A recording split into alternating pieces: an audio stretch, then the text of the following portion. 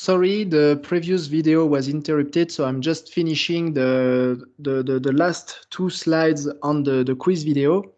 So I was saying that Umzantia and Tutuzius were discovered close to what was the South Pole, because at that time South Africa was located right on the South Pole, and we do have solid evidence that the glacier were extending very close to South Africa in the late Devonian, when Tutuzius and Umzantia used to live.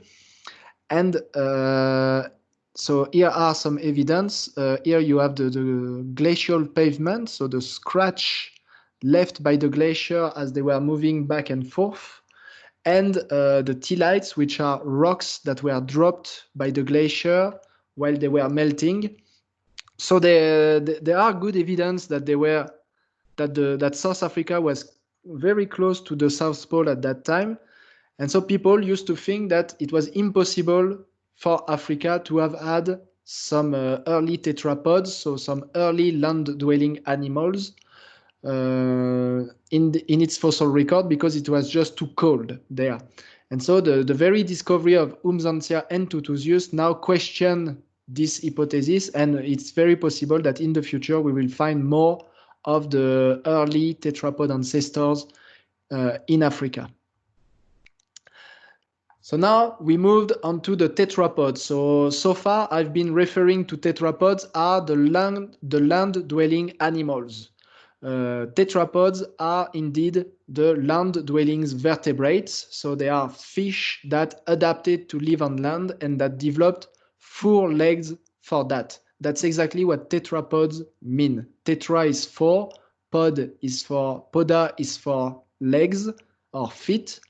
So tetrapods are the 4-legged vertebrates, the fish that evolved 4-legged and walk on land.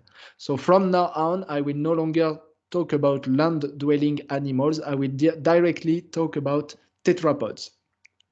So tetrapods are found everywhere on Earth since the end Devonian, and the earliest tetrapods were actually amphibians, which means animals that have 4 legs, but for which life is still bound to water. Amphibians need water to lay their eggs, and they need their skin to be covered with water, to be moistened, so that they can breathe.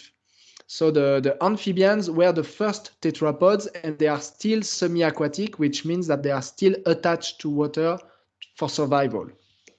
So among these earliest amphibians, so you have Tutuzius and Umzantia, which is one of these early amphibians. But you also have in South Africa, you have a lot of Permian and Triassic amphibians like Rhinosuchus. Here you can see the skull, and by the way, if you look at that skull, you can see that the snout is rounded, the outline is V-shaped, and the eyes are on the top, so you can compare that skull to the one of Elpistostigi, and you will see that they are very, very similar. So when I was telling you that Elpistostigi has a very amphibian-like skull, now you can see really how similar they are. And in South Africa, you have remarkable fossils of amphibians, of early tetrapods.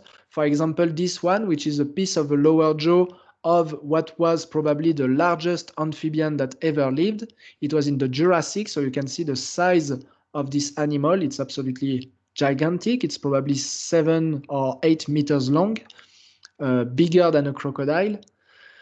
And in Madagascar, you have what is the earliest frog, the oldest frog ever discovered, that lived in the Triassic. You can see here the skull, the backbone, the legs here, the arms here.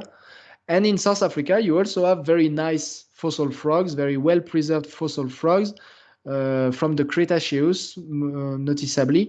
And that one, for example, that very nicely preserved fossil frog is called Vulcanobatrachus mandelayi, after Nelson Mandela. So there is a very, very extensive fossil record of amphibians since the end Devonian preserved in Africa, and particularly in